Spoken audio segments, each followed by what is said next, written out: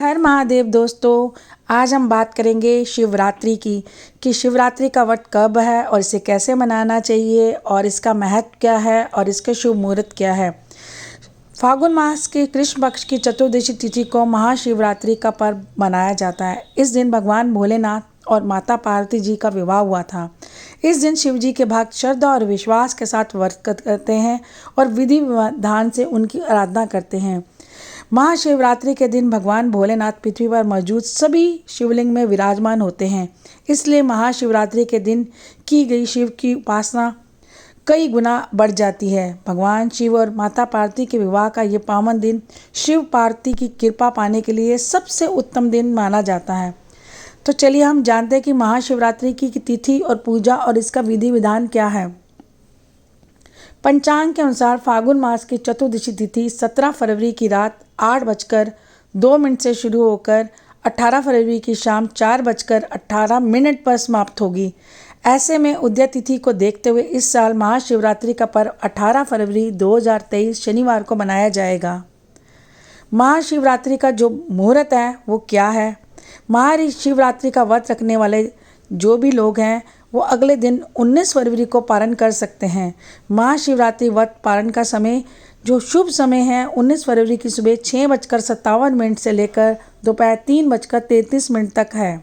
महाशिवरात्रि के दिन आप सुबह उठकर स्नान कीजिए और पूरी श्रद्धा के साथ भगवान शंकर के आगे व्रत रखने का संकल्प करें। अगर आपकी कोई मनोकामना है तो आप भगवान के सामने अपनी मनोकामना कीजिए और पूरी उपासना की अवधि करने के लिए भगवान शिव का आशीर्वाद लीजिए। इसके अलावा आप व्रत किस तरह से रखेंगे यानी कि फलाहार या फिर निर्जला, ये भी संकल्प लें।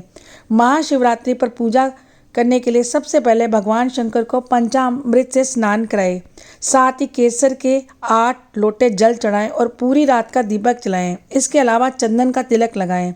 बेलपत्र, भांग, धतूरा भोलेनाथ को बहुत ही पसंद है, इसलिए 3 बेलपत्र, भांग, धतूरा, जायफल, कमल, गट्टे, फल, मीठा, पान, इत्र और दक्षिणा आदि भी चढ़ाएं।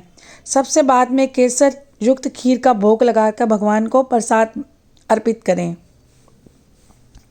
और महाशिवरात्रि के दिन पूरे भक्ति भाव से की गई प्रार्थना जरूर स्वीकार होती है। इस दिन शिव भक्त पूरे दिन व्रत रखने के साथ जल अभिषेक करते हैं।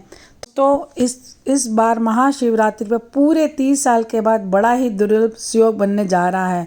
इस साल महाशिवरात्रि पर न्याय के देव शनि कुंभ राशि में विराजमान होंगे और दूसरा 13 फरवरी को कुंभ राशि में पिता पुत्र सूर्य और शनि की युति भी बनने वाली है। इसके अलावा सुखों के प्रदाता शुक्र अपनी उच्च राशि मीन में रहेंगे।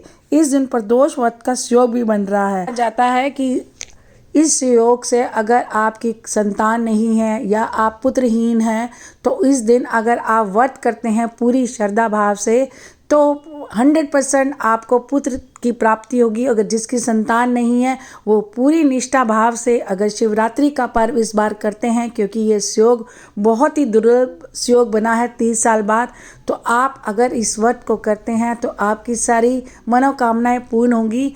लेकिन आपको पूरे भक्ति भाव से शिव जी की आराधना करनी है। कहा जाता है शिव जी इतने भोले हैं, अगर हम इनको एक जल लोटा भी डाल देते हैं तो उससे प्रसन्न हो जाते हैं। लोटा डालते हैं मतलब कि उनके ऊपर चढ़ा देते हैं तो भी वो प्रसन्न हो जाते हैं, इतने भोले हैं। तो आप पूरी निष्ठा भाव से अगर ये शिवरात्रि का व्रत करते हैं तो आपको 100% रिजल्ट मिलेगा। आप एक भाव अगर अपना उत्पन्न कर देते हैं तो भगवान तो भाव के भूखे होते हैं। महाशिवरात्रि का व्रत पूजन दाम्पत्य जीवन में खुशी देता है। कुंवारे लोगों में युवक युवतियां भी अपनी भावी योग्य जीवन साथी की प्राप्ति के लिए महाशिवरात्रि का पूजन व व्रत करते हैं। संतान प्राप्ति हेतु तो मैंने आपको बताया है कि महाशिवरात्रि का व्रत कितना ही ज़्यादा अच्छा माना जाता है। पूरी विधिवत पूजन अर्चना करनी चाहिए क्योंकि शिवरात्रि कल्याण की रात्रि होती है। भगवान शिव की पूजा अर्चना उनकी प्रसन्नता व अपनी मनोकामना पूर्ति के लिए की जाती है। कहा जाता है हनुमान जी भगवान शिव जी के अंश अवतारों माने जाते हैं। कहा जाता है कि शिवरात्रि पर अगर हनुमान चालीसा का पाठ किया जाए तो शिव जी बहुत ज़्यादा प्रसन्न हो जाता है।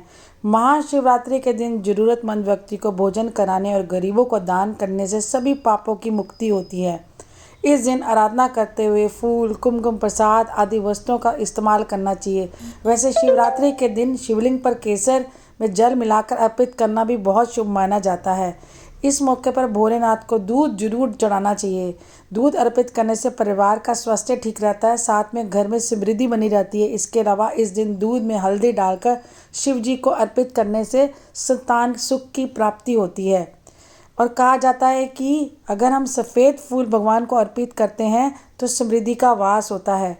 भगवान शिव को शहद अर्पित करने से जो हमारे शत्रु के मन में आपके प्रति बुरी भावनाओं की समाप्ति हो जाती है। इसके अलावा भगवान शिव का धतूरा अर्पित करने से संतान की प्राप्ति होती है। तो दोस्तों, ये मैंने आपको जो बताया है कि आप कैसे व्रत करें और शुभ मुहूर्त क्या है और कैसे कैसे आपको विधि विधान से शिवरात्रि का जो संयोग आ रहा है और साथ में प्रदोष व्रत का भी संयोग आ रहा है, अगर आप पूरी निष्ठा से अगर ये व्रत करते हैं तो आपको भगवान का सानिध्य प्राप्त होगा। तो दोस्तों, अगर आपको मेरी ये वीडियो अच्छी लगे तो आप हर हर महादेव जरूर लिखिए। धन्यवाद।